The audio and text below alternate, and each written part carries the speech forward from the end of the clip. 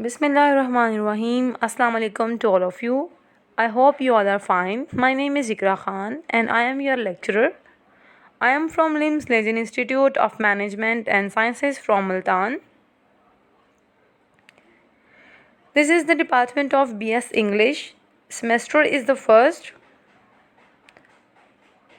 This is the second semester and the subject is World History. Today's our topic is Islamic civilization. We will discuss today about the Islamic civilization, what is the startup and the background and different points, basic points of Islamic civilization. Now we will start our main topic of Islamic civilization.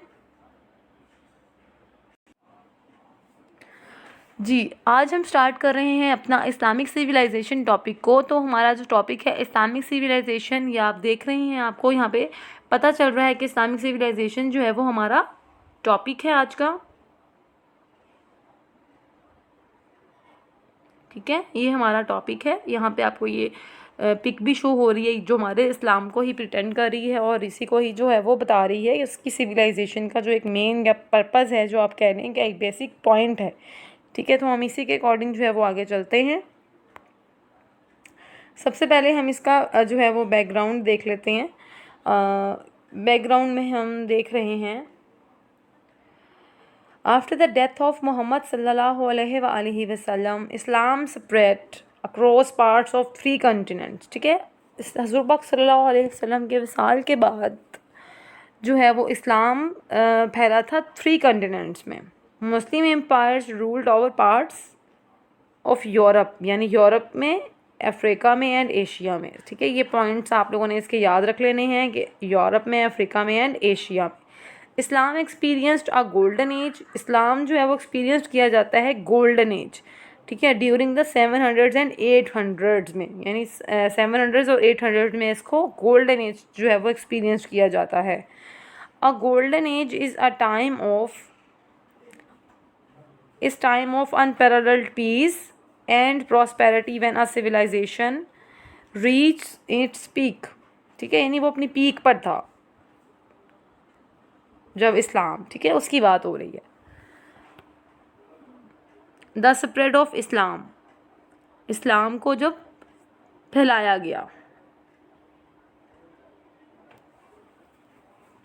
Islam arose on the Arabian peninsula, peninsula कहते हैं island को, यानी एक ऐसी जगह जहाँ पर Jazeera हो और उसके आसपास जो है वो पानी हो, उसको बोलते हैं। ठीक है, इन 600 में इसको जो है वो बहुत, यानी बहुत 600 अर्ली 600 में इसको जो है वो अराउज किया गया। इन 632 मोहम्मद सल्लम डाइड एंड अबू बकर रज़ी अल्लाह अन्हु वाज इलेक्टेड द फर्स्ट खलीफा, यानी वो सबसे पहले खलीफा थे और सक्सेसर्स टू मोहम्मद सल्लल्लाहु अलैहि वसल्लम। The period when Muslims were ruled by Khalifa was known as the खिलाफत। This is when the Islamic world expanded. ठीक है, जैसे जैसे इस्लाम जो है वो एक्सपेंड होता गया, हर तरफ स्प्रेड होता गया इस्लामिक सिविलाइजेशन, तो इनको खिलाफत जो है वो मिलती गई, जिस तरह से हज़रत पाक सल्लल्लाहु अलैहि वसल्लम ने अपनी ज़िंदगी में मुंतखब किए थे इन चारों खलीफा को, यानी खुलफाए राशिदीन को, जो कि उनके 4 खलीफा हैं। अच्छा, अबू बकर रज़ी अल्लाह अन्हु was successful in uniting the Muslims through a military conquest। They conquered parts of the Byzantine Empire, Persia, middle east, यानी जितने जितने एम्पायर्स थे जिनको इन्होंने कन्क्वेस्ट किया था, यानी फ़तह किया था, उनके नेम्स बता दिए आगे। East, north Africa, Spain, Sicily, India and south east Asia में। ठीक है, ये जगह के जो हैं वो नेम्स हैं।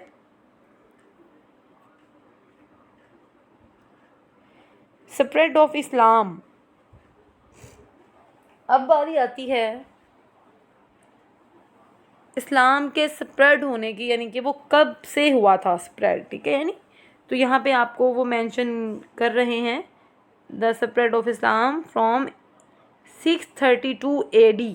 अब जो एक डिफरेंस आता है कि ये AD क्या है और BC क्या है, तो आई होप आप लोगों को पता होगा, या अभी भी अगर नहीं पता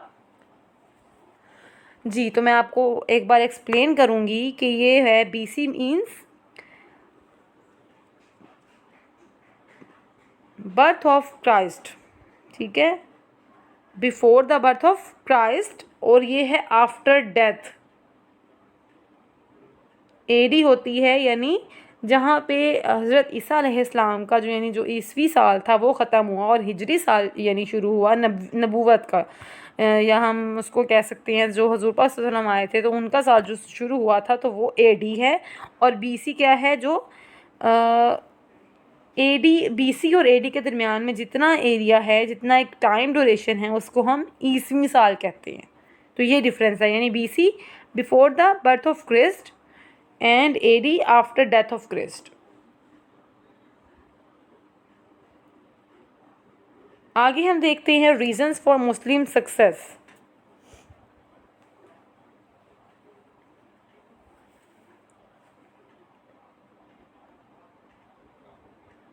the Arabs were strong fighters. अब यहाँ पे ये बता रहे हैं कि रीजंस जो हैं फॉर मुस्लिम सक्सेस के वो क्या रीजंस हैं। तो है सबसे पहला, Arabs were strong fighters. The Byzantine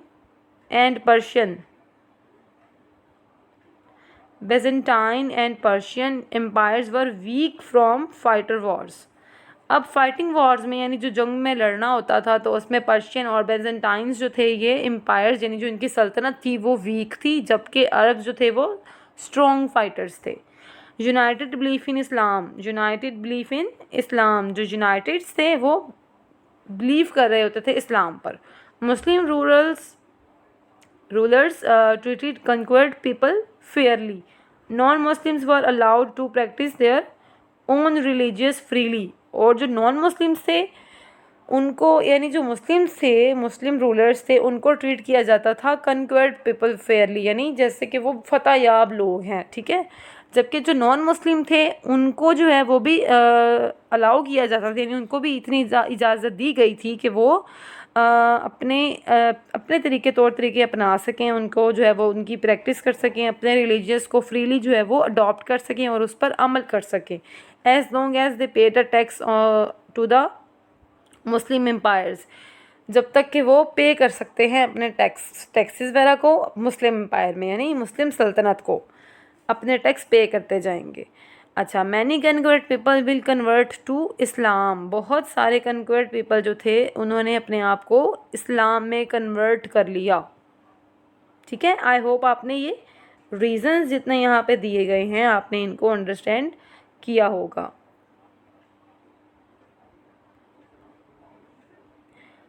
ji next हम आते हैं इस्लामिक लॉ पर।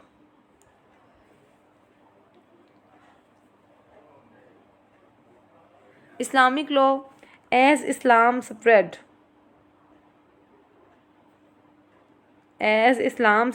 Islamic scholars developed a system of law to help people interpret the Quran and apply it everyday life, ठीक है। यानी जैसे जैसे इस्लाम स्प्रेड होता गया, फैलता गया, इस्लामिक स्कॉलर्स जो थे वो उन्होंने एक ऐसा सिस्टम डेवलप किया कानून के तहत कि वो लोगों को किस तरह से उनको हेल्प आउट कर सकते हैं उनकी रोज़मर्रा की ज़िंदगी में। The system of law developed is known as, जो कि एक सिस्टम था जो लॉ का जो डेवलप किया गया था उसको कहते हैं शरिया, यानी शरीयत। एक शरीयत बनाई थी उन्होंने, ठीक है, शरीयत बनाई थी तो शरिया। इट्स रेगुलेटेड मॉरल बिहेवियर, उसके अंदर क्या था, यानी रूल्स एंड रेगुलेशंस थे जिसके अंदर मॉरल बिहेवियर्स थे, फैमिली लाइफ थी, बिजनेस था एंड गवर्नमेंट, ठीक है। उसके अंदर क्या रेगुलेट किया गया था, moral behaviours, family life, business and government. Basically Sharia applied the Quran to all aspects of life, not just spiritual aspects, यानी उनको था कि वो हर एक, यानी कि एक आम इंसान को अगर देखा जाए तो उसके ज़िंदगी के हर पहलू में जो है वो उसके ऊपर शरीयत जो थी वो अप्लाई की थी, इम्प्लीमेंट होनी थी। Not just a spiritual aspect, सिर्फ उसके रिलीजियसली अकॉर्डिंग टू रिलीजियस देखा जाए तो सिर्फ शरीयत उनके मज़हब पे या उनके इस्लाम पे या उनके रूहानी तरीक़ों पर जो है वो इंक्लूड नहीं थी, बल्कि उनके ज़िंदगी के तमाम जितने एस्पेक्ट्स थे, जितने पहलू थे, उन सब पर वो लागू थी कि उन्होंने उसके अकॉर्डिंग ही जो है वो शरीयत के अकॉर्डिंग अपनी ज़िंदगी को गुजारना है। Divisions with in Islam.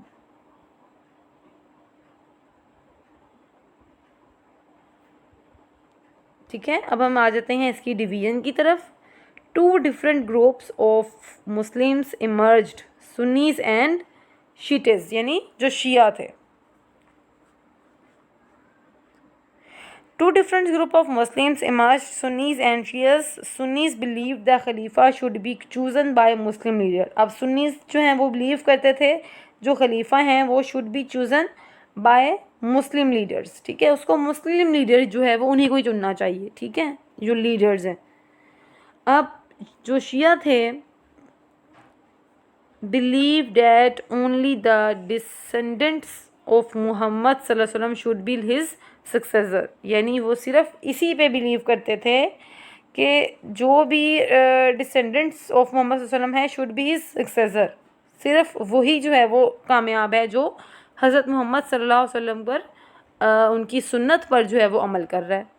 This split continuous today and often, मतलब वो कहते हैं कि दिस स्प्लिट कंटिन्यूस, ये अभी भी ये जो कन्फ्लिक्ट जो है वो अभी भी मौजूद है और कंटिन्यूस है, यानी एक तसलसल में अभी तक है। Today and often results in violence, और इसके रिजल्ट्स अभी भी जो हैं वो वायलेंस फॉर्म में आ रहे हैं।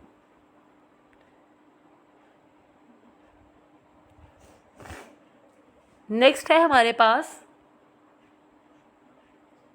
Islam's golden age. ठीक है, इस्लाम्स गोल्डन एज की बात करेंगे तो मुस्लिम्स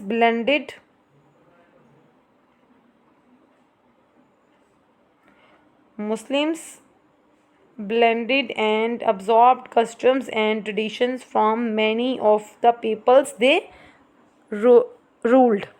अब इसमें क्या है कि जो मुसलमान हैं उन्होंने बहुत सारे ब्लेंड यानी मिक्स कर देना, blended and observe customs and traditions, उन्होंने बहुत सारी कस्टम्स को और ट्रेडिशंस को यानी रस्म व रिवाज को और रिवायात को बहुत सारे लोगों में जो है वो रूल्ड में जो है वो अडॉप्ट कर लिया। ठीक है, ब्लेंड कर दिया, मिक्स कर दिया है।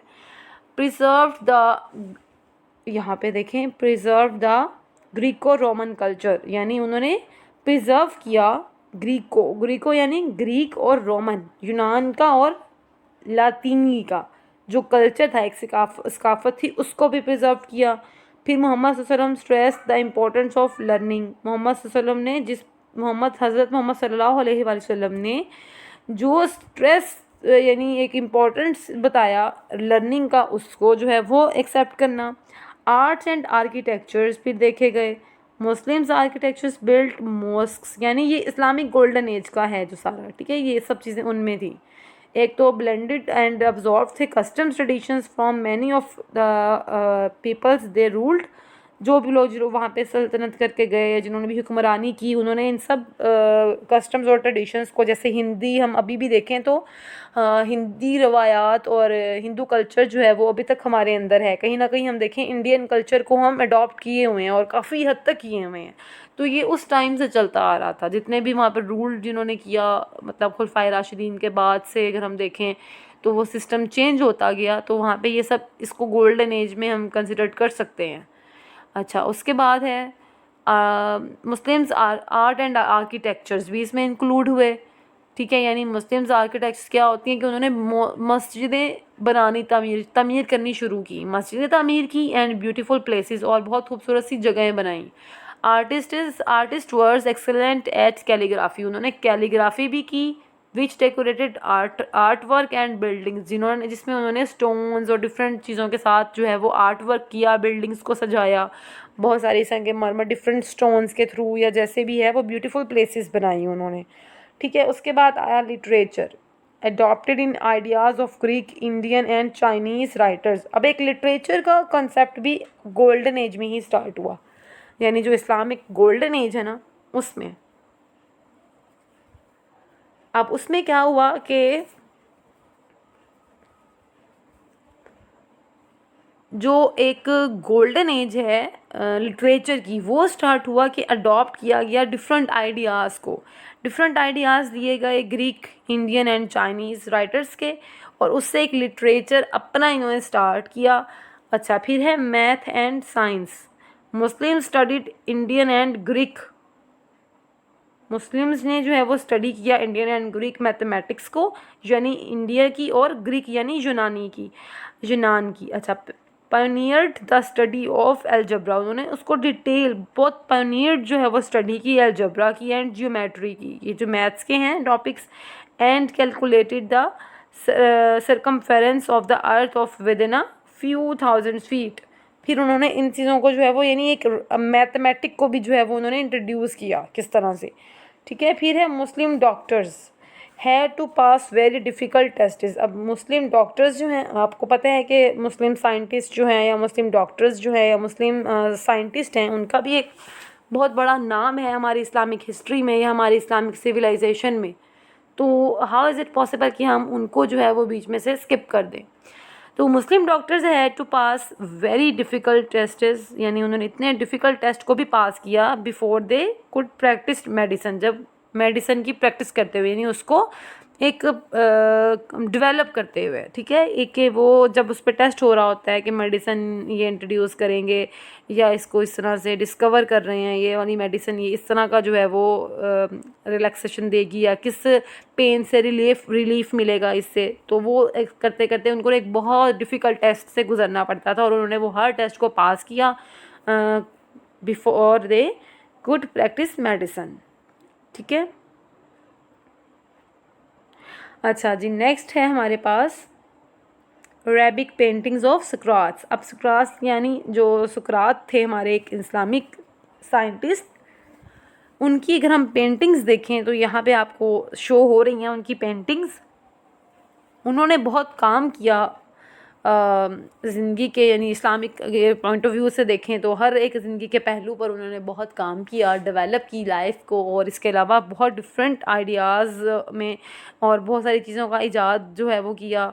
तो सुकरात की ना जो ये अरबिक पेंटिंग्स हैं, जिसमें आप देख रहे हैं कि उन्होंने किस किस तरह से एक मैसेज जो है वो दिया हुआ है या फिर एक प्रिटेंड किया है इस्लामिक सिविलाइजेशन को। जैसे यहाँ पे आपको नज़र आ रहा है कि एक दरबार लगा हुआ है और वहाँ पे डिस्कशन हो रही है और यहाँ पे कुरान पाक पढ़ा जा रहा है, और यहाँ पे जैसे एक मस्जिद है या उसमें किस तरह से वो बात हो रही है, और फिर यहाँ से किस तरह से वो निकल रहे हैं एक साथ मस्जिद में या दाखिल हो रहे हैं। इस तरह की डिफरेंट पेंटिंग्स जो हैं वो इन्होंने बनाई।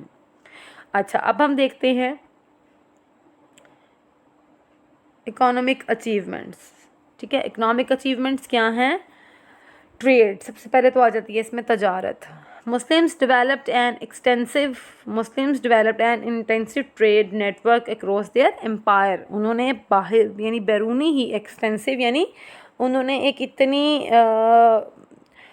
एक तजारत जो है वो नेटवर्क एक बनाया उसका, एक अपनी सल्तनत के बाहर तक उन्होंने उसको डेवलप किया। मैन्युफैक्चरिंग, क्या उन्होंने क्या क्या बनाया? Organised manufacturing in the Muslim world procedure steel swords, यानी उन्होंने जो स्टील की यानी लोहे की जो तलवारें थीं स्टील की, ठीक है, स्टील की तलवारें थीं, और लेदर गुड्स यानी चमड़े का बहुत काम था, सामान था, एंड कारपेट्स, और बहुत सारे कालीनों पे जो है वो काम किया था। ठीक है, ये है उनका मैन्युफैक्चरिंग इकोनॉमिक अचीवमेंट में। अच्छा, उसके बाद है एग्रीकल्चर। एग्रीकल्चर में फार्मर्स ग्रू शुगर कैन कहते हैं गन्ने को। ठीक है, यानी जो किसान थे उन्होंने उगाए गन्ने। कॉटन, हर्ब्स यानी जो जड़ी बूटियाँ थी, फ्रूट्स थे। कॉटन भी आपको पता है रुई है, हर्ब्स यानी जो जड़ी बूटियाँ होती हैं, फ्रूट्स यानी फल वगैरह और वेजिटेबल्स, बहुत सारी सब्जियाँ। ठीक है,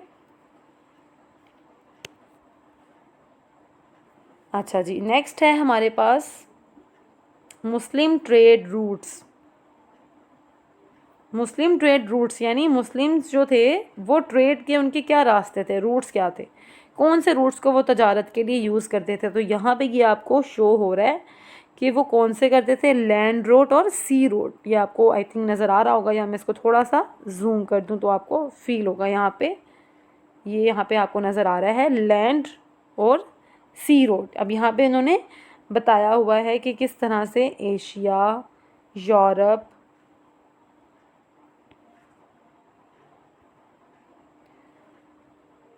ये देखें यूरोप, एशिया, अफ्रीका, यहाँ तक इन तीनों का ही आप लोगों को बताया था ना कि यहाँ पे इनका एक सिस्टम था कि जहाँ ट्रेड भी स्टार्ट की इन्होंने, उन तीनों में इस्लाम को ज़्यादा सेपरेट किया। तो ये इन तीनों में समंदरी रास्ते से भी, और ये जो ये वाले रास्ते हैं, ये यहाँ पे ये आ रहा है लैंड रोड, और जो ये ब्लू वाला आपको नज़र आ रहा है ये है सारा सी रोड। तो इन दोनों रोड के थ्रू जो है वो मुस्लिम्स की ट्रेड हुई थी। आई होप आपने लेक्चर को जो है वो अच्छी तरह से अंडरस्टैंड किया होगा। मैंने आपको जो है वो इन सब की डिटेलिंग बताई मुस्लिम सिविलाइजेशंस की, कि उसमें हमने क्या क्या मेन टॉपिक्स को डिस्कस किया है, किस तरह से उसका एक आगाज़ हुआ था, स्टार्टअप कहाँ से हुआ, फिर जो है वो एक एंडिंग पॉइंट की तरफ हम आते गए टॉपिक्स वाइज। तो वो आई होप आपने अच्छी तरह से अंडरस्टैंड किया होगा। इंशाल्लाह नेक्स्ट लेक्चर में हम नेक्स्ट सिविलाइजेशंस को डिस्कस करेंगे। अल्लाह हाफिज़ स्टूडेंट्स।